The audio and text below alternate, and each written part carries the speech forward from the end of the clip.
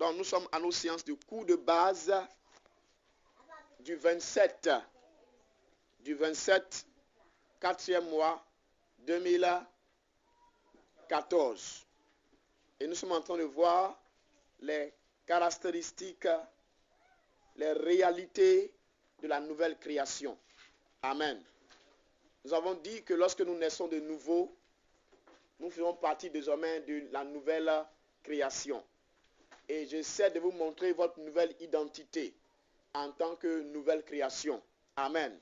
Afin que nous marchions non point selon notre identité passée, mais selon notre nouvelle identité en Jésus-Christ.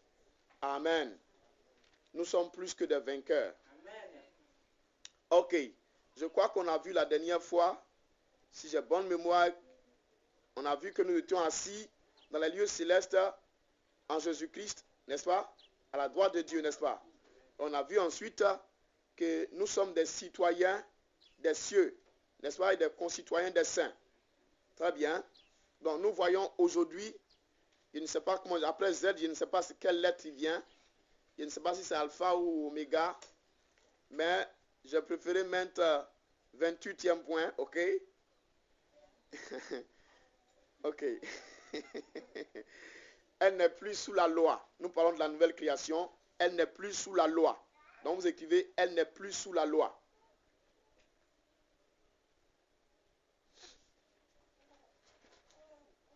Elle n'est plus sous la loi.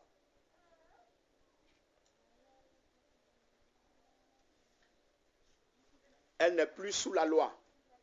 Ok, allons-y. Romains chapitre 6, verset 14. Romains 6, verset 14. On peut y aller encore. Romains chapitre 7, verset 4. Romains chapitre 7, verset 4.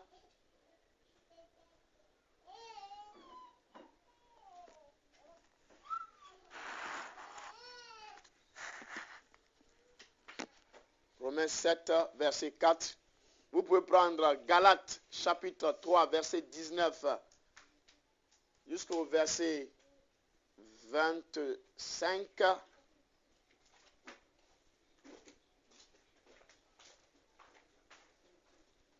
Amen. On peut continuer. Galates chapitre 3. Galates chapitre 3, verset 19 au verset 25. Amen. Je souhaite très sincèrement que vous prêtez attention sérieusement à ce que nous allons voir. Parce que là encore, c'est un défi pour vous. Ça va donner du challenge. Madame Seri, il faut sourire ce matin. Ça va donner du challenge, n'est-ce pas, à votre esprit. Mais je ferai tout pour que vous compreniez ce que je vais vous enseigner. Amen. Donc lisons pas à pas, s'il vous plaît. Nous allons aller avec Romains chapitre 6. Bien, déjà vous prenez, s'il vous plaît. Allez-y prenez un texte plutôt. Jean chapitre 1. Ça, si on démarre là-bas, vous pouvez le comprendre. Jean chapitre 1, du verset 16 à 17. Jean 1, 16 à 17.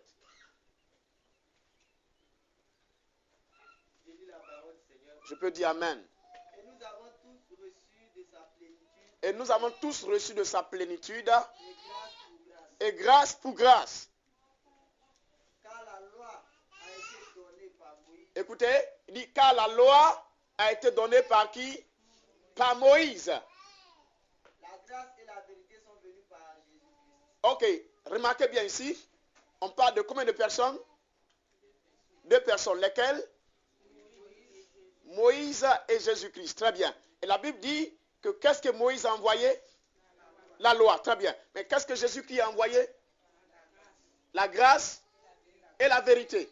Donc, Jésus-Christ envoie la grâce et la vérité. Moïse a envoyé la loi. Amen. Très bien. Donc, vous devez comprendre que les 2 personnalités ont envoyé 2 choses distinctes, différentes. La loi d'une part de Moïse et la grâce, d'autre part de Jésus-Christ avec la vérité. Donc, les enfants de Dieu doivent pouvoir comprendre que rien n'est dit dans la parole de Dieu au hasard. Ça, les gens le lisent et ils refusent de comprendre certaines vérités. Amen. Et c'est cette vérité sur laquelle je vais insister ce matin. Je dis que la nouvelle création, que vous et moi, nous ne sommes plus sous la loi. Mais avant que vous ne compreniez cela, qu'est-ce que la loi? Ok? La loi, c'est, vous voulez, le 10 commandements que Dieu a donné à Moïse. La loi peut être divisée en 3 compartiments principaux. Ok? 3. La loi. On a la loi qui est relative à la religion, si vous voulez. Il y a la loi civile et il y a la loi civile qui est aussi la loi, dite la loi morale. Sinon, on dit la loi morale.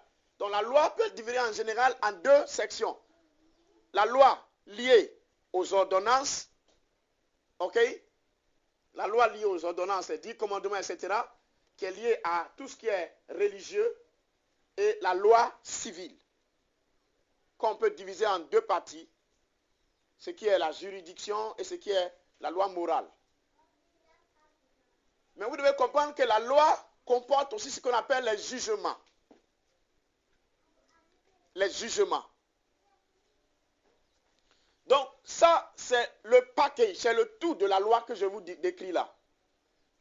Donc, la loi cérémonielle, qui est aussi la loi religieuse dont je vous parle, cette loi-là est fondée sur des principes, des rituels, tels que le sacrifice, faire ceci, faire cela. Mais la loi a été donnée pour quelle raison? Si vous comprenez bien, pour ceux qui ne le comprennent pas, la loi n'a pas été donnée d'abord pour être pratiquée.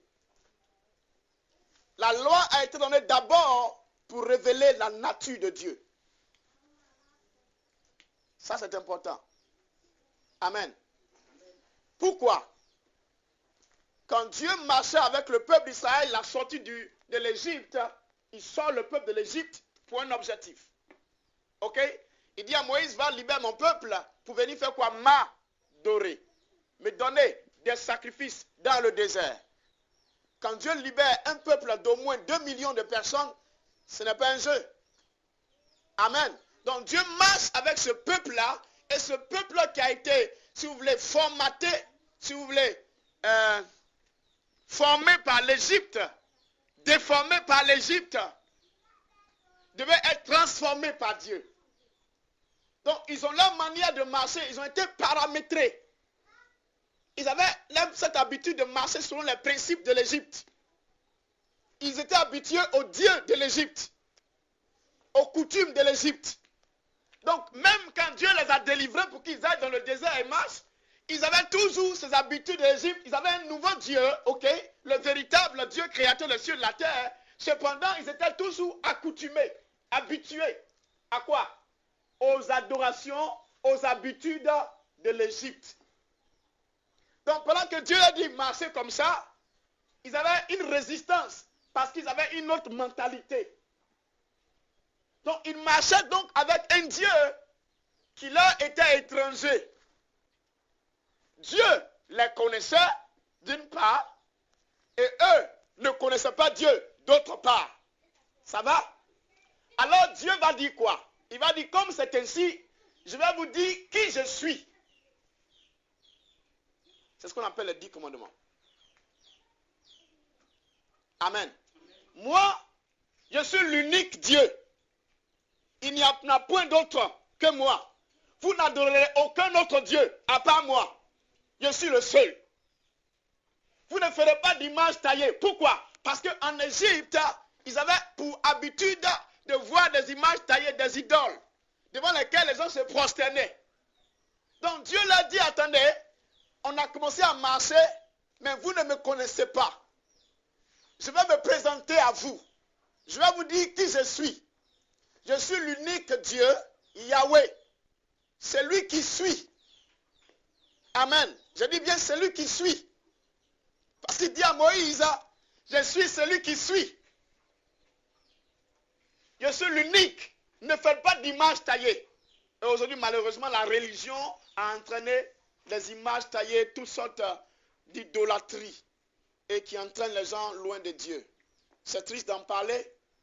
Et nous appelons ça une adoration de Dieu. Mais écoutez-moi, ce n'est pas une adoration de Dieu, c'est une adoration de Satan. Et nous sommes là afin de veiller à ce que Dieu soit adoré comme il doit être adoré.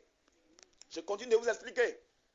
Dès ce moment-là, vous devez comprendre que tout le peuple d'Israël devait connaître ce Dieu véritable. Il a dit ensuite, il dit, moi que vous voyez là, moi le Dieu là, j'ai travaillé pendant 6 jours. Et le 7e jour, je me suis reposé. Vous devez apprendre aussi à mettre un jour à part pour moi, pour m'adorer. Je suis un Dieu saint, un Dieu pur, un Dieu sans tache. C'est pourquoi vous devez être saint, comme je suis saint. Donc les 10 commandements ont été donnés premièrement pour révéler la nature de Dieu. Qui Dieu est. Je marche avec mon partenaire, je sais qui il est, mais il ne sait pas qui je suis. Donc pendant que nous marchons chaque jour, lui ne me piétinera pas, mais moi je marcherai chaque jour sur ses pieds. Parce qu'il ne me connaît pas. Amen. Amen. Donc Dieu voulait révéler ainsi à son peuple là, sa nature, qui il est. Donc pour que ces gens connaissent sa nature, il faut qu'ils pratiquent Dieu. Est-ce que vous comprenez?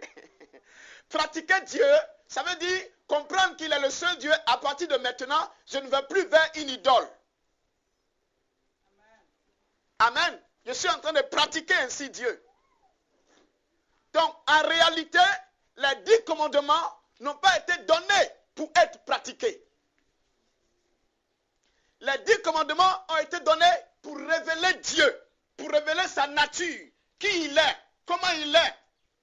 Donc, si je sais comment Dieu est, je vais savoir comment il faut marcher avec lui.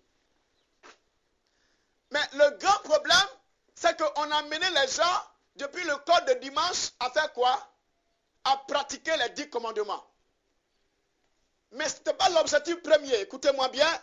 Je dis que ce n'était pas l'objectif premier. C'était deuxième. Ok? En deuxième position, les gens devaient maintenant, quand on connaît Dieu, on sait qui il est, on doit le pratiquer. Est-ce que vous comprenez? Voilà. Donc, comme le peuple d'Israël, ils ont reçu la loi sur quoi? Sur des tables. N'est-ce pas? Sur des tables de pierre. Écrites, les 10 commandements. Donc, c'était hors d'eux. Les 10 commandements étaient où? Hors d'eux. Donc, ils devaient regarder ces 10 commandements-là, les apprendre par cœur et les réciter. Amen. Mais cela ne faisait pas d'eux des gens qui aimaient Dieu et qui marchaient comme ils voulaient. Donc, ils savaient par leur mémoire ce que Dieu dit dans la loi, mais leur cœur était dur comme des pierres. Ils ne pouvaient pas pratiquer. Et donc, ça c'est le premier niveau. Le deuxième niveau, c'est que les 10 commandements, sinon la loi, n'a pas été donnée pour les païens. Écrivez. La loi, elle n'a pas été donnée pour les païens.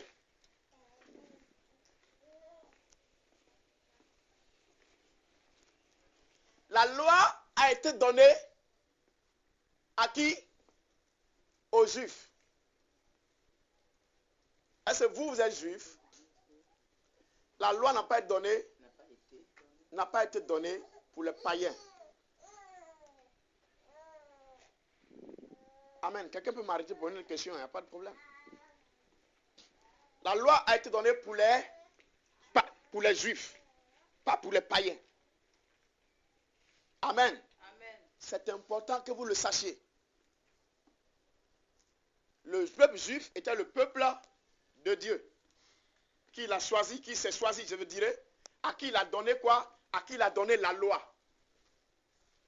C'est parfait? Très bien. Et ce peuple juif-là était chargé donc de coloniser la terre avec cette loi. Donc la loi n'a pas été donnée pour les juifs. La loi a été donnée, n'a pas été donnée pour les païens, elle a été donnée pour les juifs. Donc c'est les juifs qui devaient mettre en pratique cette loi. Et comme Moïse devait diriger au moins 2 millions de personnes, il fallait une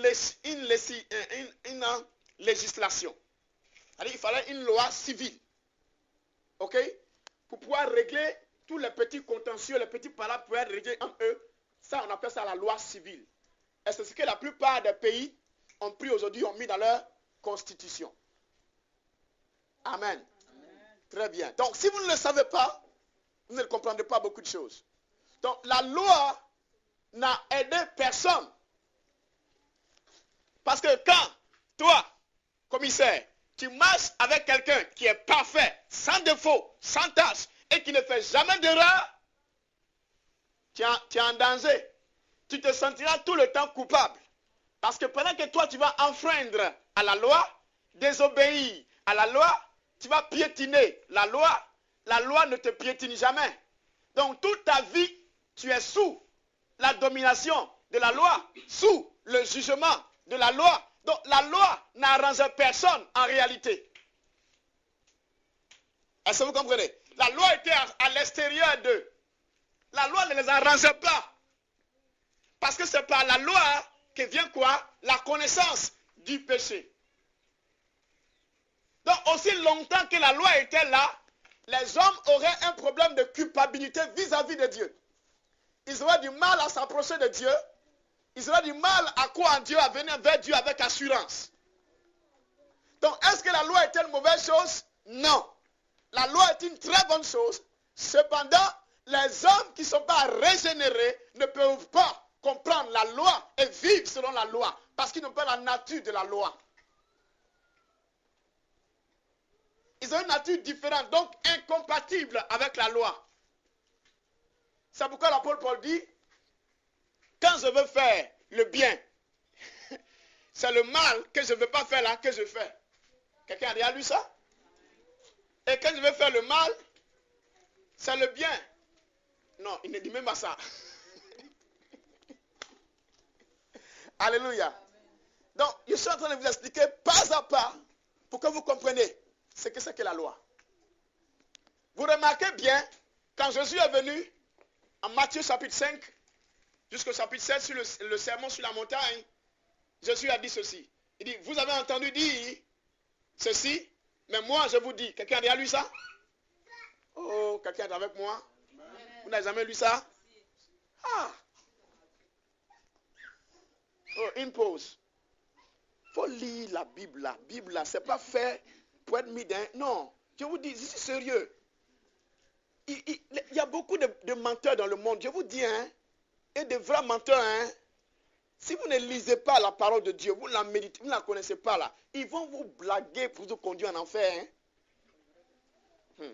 Jouez avec ça seulement. Je vous avertis, hein. La Bible, là, ça a été écrit pour que vous lisez. C'est Dieu.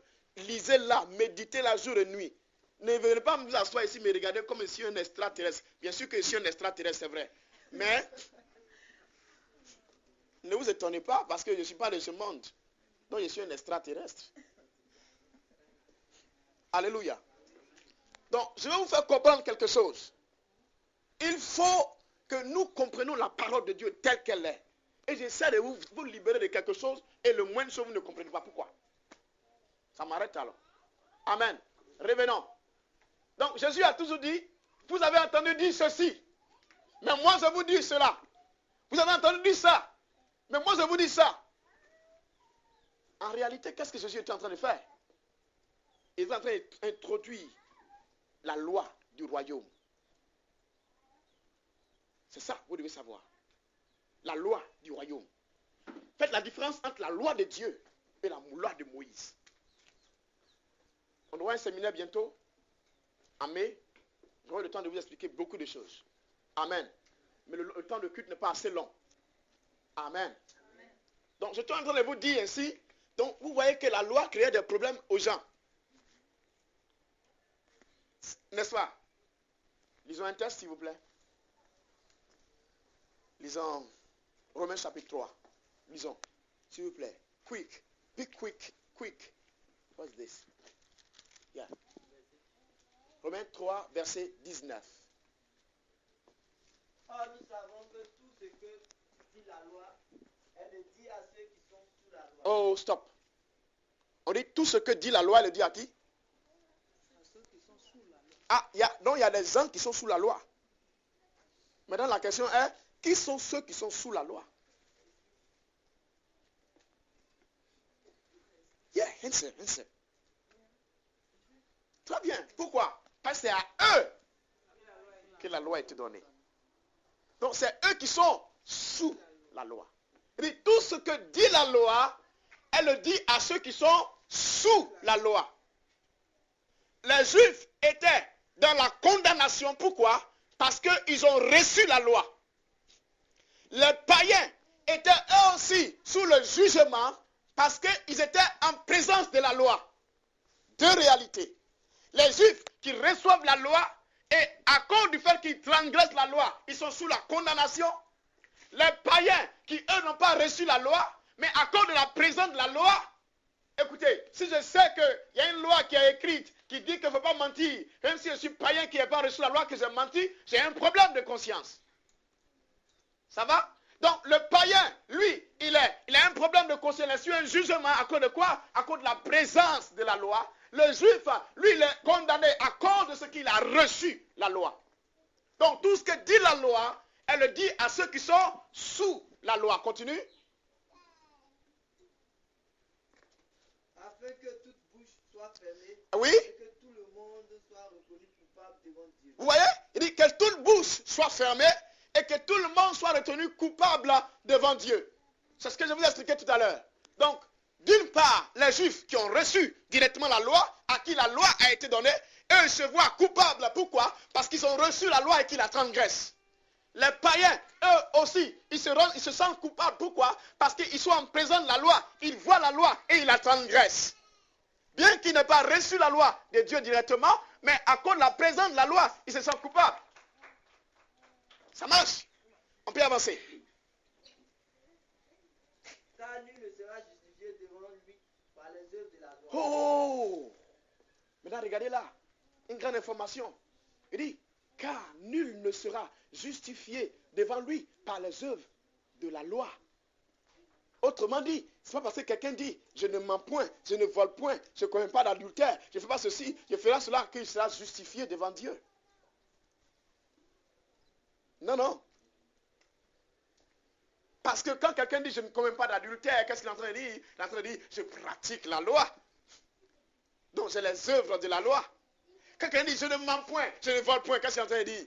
Il est en train de dire, je pratique la loi.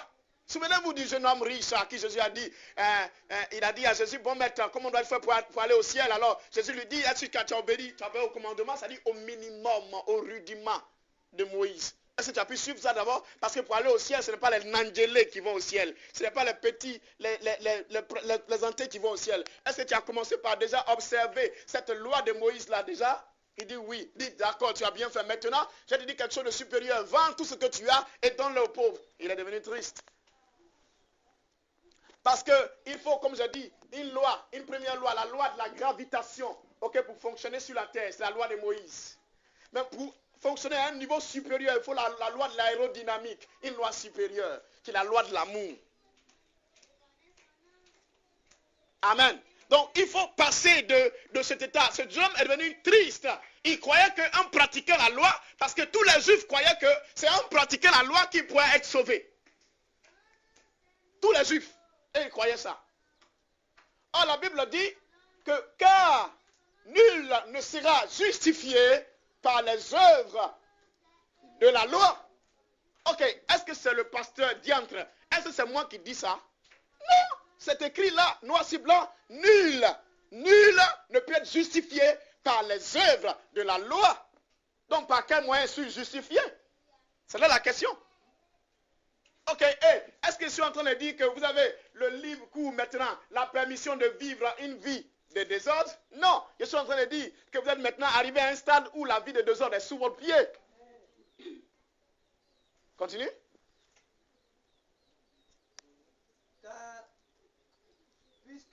par la loi que vient la connaissance du péché. Oh oh, comment vient la connaissance du péché? Par la loi. Donc s'il n'y a pas de loi, il n'y a plus de connaissance du péché. Quelqu'un est d'accord avec moi? Donc la loi était un grand problème. C'était bon, parfait. C'est un problème. Amen. À cause de la loi, tout le monde était condamné, était sous la domination non du diable. Continuons. Continue, verset 20. Oui, verset 21. Écoutez. Maintenant, sans la loi, Écoutez. est manifestée la justice de Dieu. Un stop. Il dit même, mais. En français, c'est quoi? Ok, une connexion un connecteur d'opposition. Ok? Il dit mais, sans, même maintenant, mais aujourd'hui, mais à cet instant. Ok? Sans la loi. Donc, la loi, dit moins la loi, pour agir comme les mathématiciens. Il dit même maintenant, sans la loi. Ah, j'aime ça, vous ne comprenez pas. Il dit même maintenant. Ça dit, s'il dit même maintenant, c'est qu'il y avait autrefois avec la loi. Donc maintenant, sans la loi, donc autrefois avec la loi, même maintenant, sans la loi, a été manifesté. Continue. A été manifestée la justice de Dieu à laquelle rendent témoignage la loi et les prophètes. Très bien. Donc, il dit maintenant, sans la loi, moins la loi a été manifestée, rendue évidente, rendue réelle, rendue palpable, concrète. Quoi? La justice de Dieu. Ok? À cette justice de Dieu-là, rendent témoignage la loi et les prophètes. Maintenant, je vous explique. Depuis Genèse jusqu'à Malachie, sinon on peut aller au-delà. Jusqu'avant la mort de Jésus-Christ, on parle du règne de la loi. Ça va? On parle du règne de la loi. Donc la loi a régné sur tout l'Ancien Testament. Donc il dit la loi et les prophètes. Donc il dit la loi et les prophètes, il parle des gens qui ont prophétisé sous le règne de la loi. Donc tous ceux qui ont prophétisé dans l'Ancien Testament ont prophétisé en se fondant sur les principes de la loi. Donc c'est pourquoi vous voyez que leur prophétie était pleine de jugement. Vous avez remarqué ainsi par l'Éternel, parce que tu as fait ceci, tu seras frappé de ceci, voici viendra la tempête, verra ceci, verra cela, la famine, etc. Vous l'avez lu, n'est-ce pas? Parmi les prophètes. Pourquoi? Parce que leur prophétie était fondée sur quoi? Sur la loi. Et la loi dit, si tu as cassé mon œil gauche, je casse ton œil aussi. Si tu as cherché la femme de mon frère, je chercherai ta femme, je te lapiderai jusqu'à mort, etc. et etc. Ça va? Ça, c'est la loi. Oh, qui aime la loi là? Ah, vous n'aimez pas la loi? J'aime la loi. Alléluia.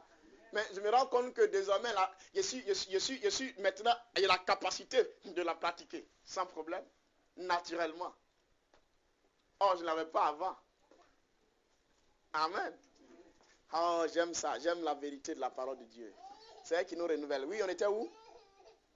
Sans la loi, a été manifestée la justice à laquelle rend témoignage la loi et les prophètes. Continue. Justice de Dieu par la foi en Et Jésus-Christ. écoutez maintenant. Écoutez maintenant. Comment cette justice de Dieu s'acquiert? Comment elle s'acquiert? Il dit justice de Dieu par la foi en qui? En Jésus-Christ. Non, vous êtes trompé. Par la foi en la loi. Par la foi en les œuvres de la loi.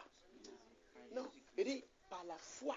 Cette justice de Dieu là, je l'obtiens. Comment? Par la foi en qui? En Jésus-Christ. Vous voyez bien? Donc je passe du niveau de la loi au niveau de la justice de Dieu. Par quel moyen? Par la foi en qui? En Jésus-Christ. Continuez. Oui. Finissons, allons-y, oui. Il n'y a point de distinction. Oui. Car tous ont péché et sont privés de la gloire de Dieu. Stop. Il dit, il n'y a point de distinction, car tous sont péchés et sont privés de la gloire de Dieu. Ça veut dire quoi? C'est que tout le monde récite. Ça veut dire quoi? Vous ne pouvez pas commencer à lire une phrase et vous arrêtez à un moment où il y a une virgule et puis le commenter. C'est possible, mon frère. On peut le faire ainsi. Lis une phrase, on arrive, il y a une virgule, la phrase continue, et puis on commence à commenter la phrase.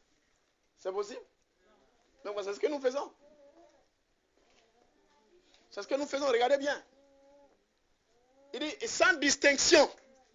Sans distinction. Ça veut dire quoi? Quand on dit sans distinction, ça veut dire quoi ici? Pas de différence. Ça veut dire quoi? Concrètement parlant. D'une part, on parle de... Suivez-moi, on parle de ceux qui ont reçu la loi. C'est qui? Des Juifs. Donc sans distinction. Et les Juifs, et d'autre part, ceux qui n'ont pas reçu la loi, c'est qui? Les païens. Sans distinction. Tous sont quoi? Sont sous la loi. Ça va? Parce que tous ont péché. À cause de quoi? Pour les Juifs, à cause de ce qu'ils ont reçu la loi. Pour les païens, à cause de la présence de la loi. Donc tous sont sous la loi. Tous ont péché. Est-ce que vous comprenez? Mais on n'a pas resté au niveau du péché. Tous ont péché. Pourquoi? Parce qu'ils ont désobéi à la loi. Les Juifs, ils ont reçu la loi, ils n'ont pas mis en pratique. Les païens, ils ont vu la présence de la loi, ils n'ont pas accepté cette loi. Ça va? Donc sans distinction maintenant, qu'il soit juif, grec, hébreu, qui que tu sois, tu es privé de la gloire de Dieu à cause de la transgression de la loi. Il y a un point virgule, n'est-ce pas? Il y a un point virgule. Un point virgule, ça veut dire qu'il y a une longue pause. Une longue pause, ça veut dire qu'il y a eu un processus que Dieu a enclenché, que Dieu a mis en place. Il y a quelque chose que Dieu a planifié. Il y a un dessein éternel de Dieu. Il y a quelque chose que Dieu avait à l'esprit. Dieu, c'est vrai qu'il y avait une longue pause entre le temps où la loi a régné et une longue pause qui existait entre le temps où le règne de Dieu, la justice est venue. Cette longue pause est représentée par le point virgule ici. Amen. Il y a une longue pause. Avant que nous n'arrivions au règne de Christ, que Christ n'arrive, il y a eu 400 ans. Ce point virgule représente ces 400 ans de souffrance de l'humanité. Sous les ténèbres, sous le règne de la loi. Où les gens étaient privés de Dieu. Privés de la gloire de Dieu. Dieu ne disait même pas un mot. Il ne parlait à personne. À cause de quoi? À cause du péché. Ils étaient privés de la gloire de Dieu. Écoutez, même la ponctuation n'est pas là en vain.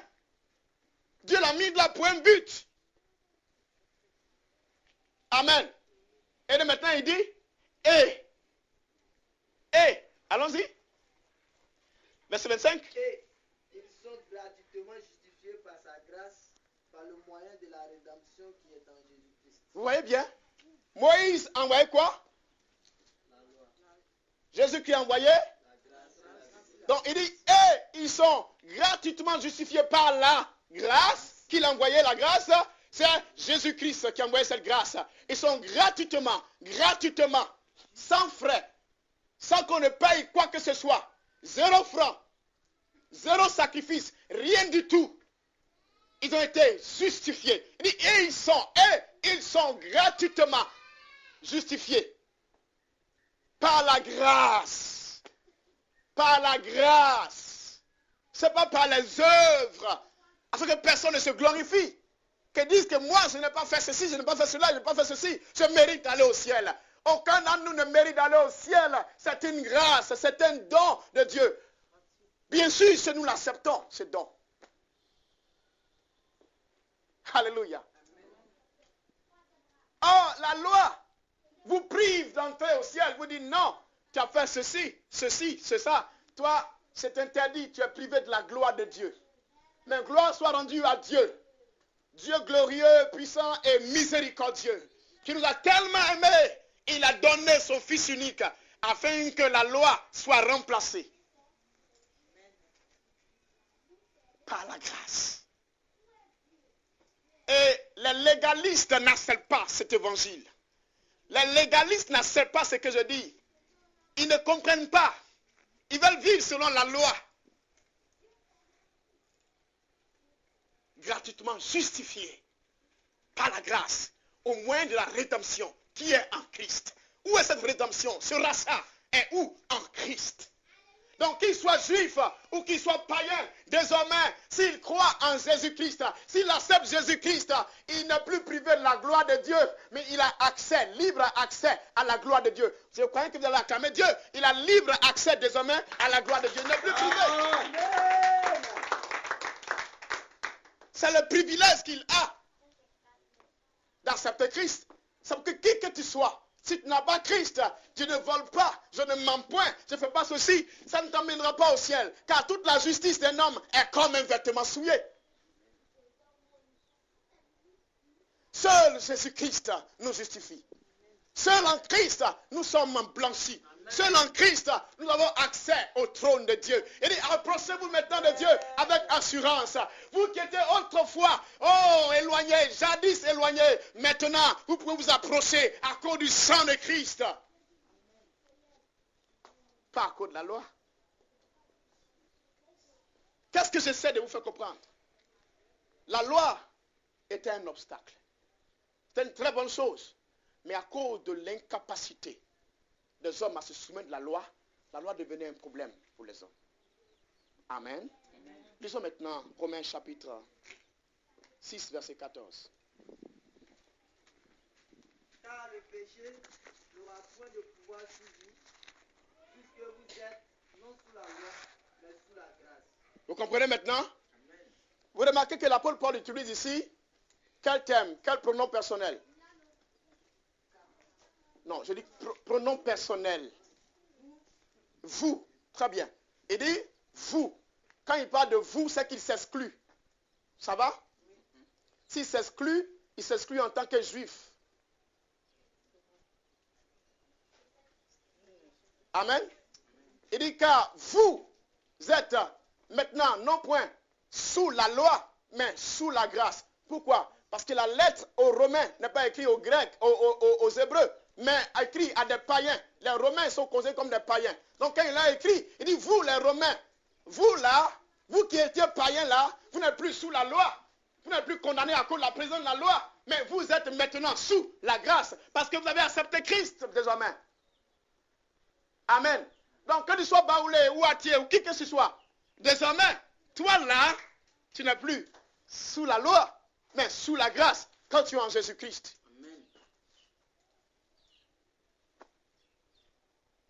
Alléluia. Quelqu'un m'entend-il? Oh, j'aime la parole de Dieu. Elle nous transforme, elle fait de nous des géants. Oh, alléluia. Nous t'adorons, Seigneur. Merci pour ta parole. Et si vous comprenez ces choses, vous devenez quelqu'un de différent. Lisons un dernier test et on verra la suite le dimanche prochain. Lisons maintenant Romains, chapitre 7, versets 1 à 4, s'il vous plaît. Écoutez, regardez. J'ai dit 4. Oui. Quand je parle à des gens qui connaissent la loi, oui. Que la loi exerce son pouvoir sur l'homme, oui. Aussi longtemps qu'il vit. Il dit, la loi exerce. Écoutez bien, écoutez le mystère. Je vais vous expliquer le mystère. Pour ceux qui veulent comprendre le mystère. Oh, une pause. Je veux que tout le monde soit disposé. Tout le monde regarde.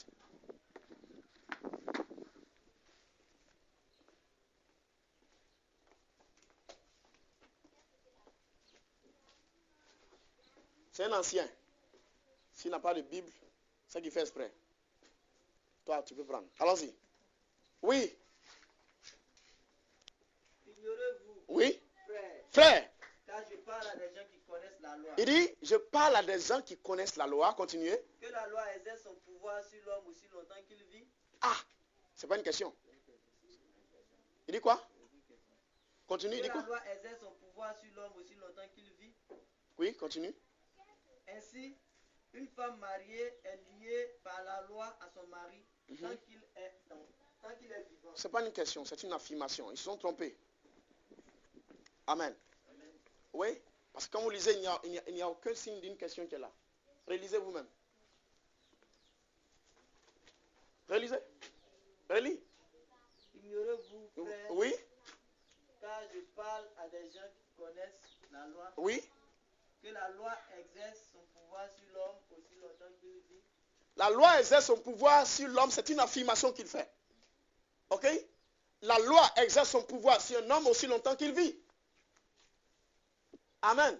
C'est un mystère que je vais vous expliquer. Écoutez bien, continue. Ainsi, une femme mariée est liée par la loi à son mari tant qu'il est vivant. Très bien. Si c'était une question, il ne commencerait pas par ainsi. Ça va? Très bien, continuons. Ainsi, une femme mariée est liée par la loi à son mari tant qu'il est vivant. Très bien. Donc, regardez l'analogie maintenant.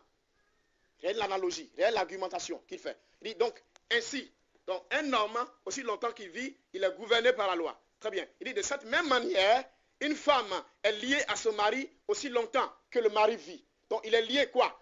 Par la loi, aussi longtemps que le mari vit. Quelqu'un veut comprendre? Tout le monde comprend? On peut continuer. Allons-y. Mais si le mari meurt, elle est dégagée de la loi. Très bien. Liée à son mari. Donc, si le mari meurt, elle est dégagée de la loi qui la liait à son mari. Pour qu'elle puisse être dégagée, il faut que son mari meure. Ça va? Continuez.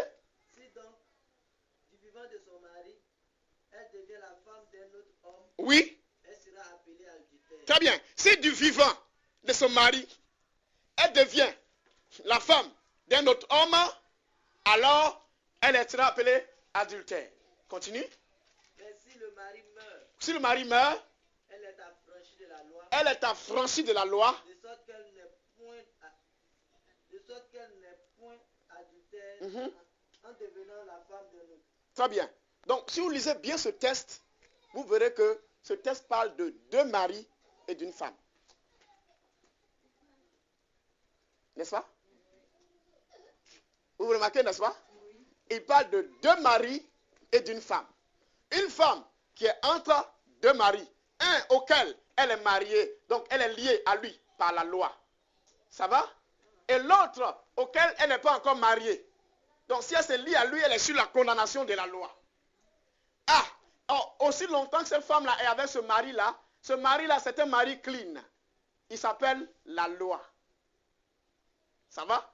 Le premier mari de cette femme, il s'appelle la loi. Si cette femme-là reste attachée à cet homme-là, la loi, elle est éternelle. Elle ne peut pas mourir. Est-ce que vous comprenez?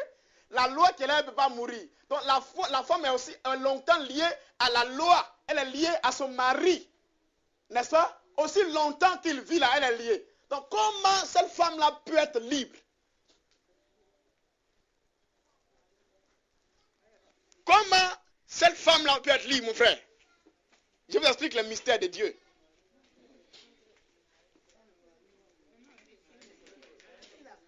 Oh, tout le monde est dans la danse. Allons-y. Réfléchissez, c'est super intelligent. Trouvez la réponse. Alléluia. La seule condition, puisque lui n'est pas, la seule condition, il faut que la femme meure.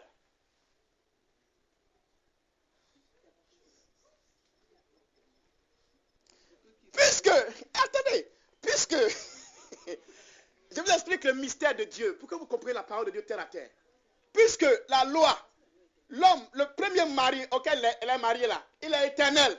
On appelle la loi. Il ne peut pas mourir. Et j'ai commencé par vous dire que la loi, c'est Dieu lui-même. Donc il voulait révéler quoi? Sa nature. Dieu, il est éternel. La loi, elle est éternelle. Donc, comment on peut déclarer divorce entre ces deux-là? Ce n'est pas possible. Il ne peut pas mourir. Donc, la seule chose, le grand mystère que Satan n'a pas perçu, que ce malin n'a pas perçu. Oh, j'aime ce Dieu, plein de mystères, plein de sagesse. Ce mystère, c'est que Dieu dit, ok, comme c'est ainsi, alors la femme va mourir. Pour qu'elle puisse se marier au deuxième, il faut qu'elle meure. Si elle est morte, elle est séparée de la loi. La loi n'a plus d'autorité sur elle, n'a plus de pouvoir sur elle. Donc il faut qu'elle meure. C'est pourquoi Jésus dit, si la graine de blé mise en terre ne meurt pas, elle ne peut pas porter beaucoup de fruits. C'est pourquoi l'apôtre Paul dit, j'ai été crucifié avec Christ, afin que maintenant, si je vis, je ne sois plus lié à cette loi qui me condamnait, mais lié à Christ, c'est Christ qui vit en moi. C'est avec lui que je suis marié désormais. Et quelque part, il a dit, je vous ai fiancé à Christ. Quelqu'un dit amen avec moi. Donc, le mystère de Dieu, pour avoir Satan, pour que le peuple de Dieu soit libéré du joug de la condamnation, il fallait que nous mourons. C'est pourquoi quand vous venez à Christ, que vous refusez de mourir, vous serez toujours sous le jugement de la loi. C'est pourquoi, quand Christ mourait à la croix, nous mourions avec lui. Notre mort avec lui symbolisait notre mariage avec la grâce et notre divorce avec la loi. Oh, j'ai ouvert les yeux de quelqu'un, n'est-ce pas? Amen. Soyez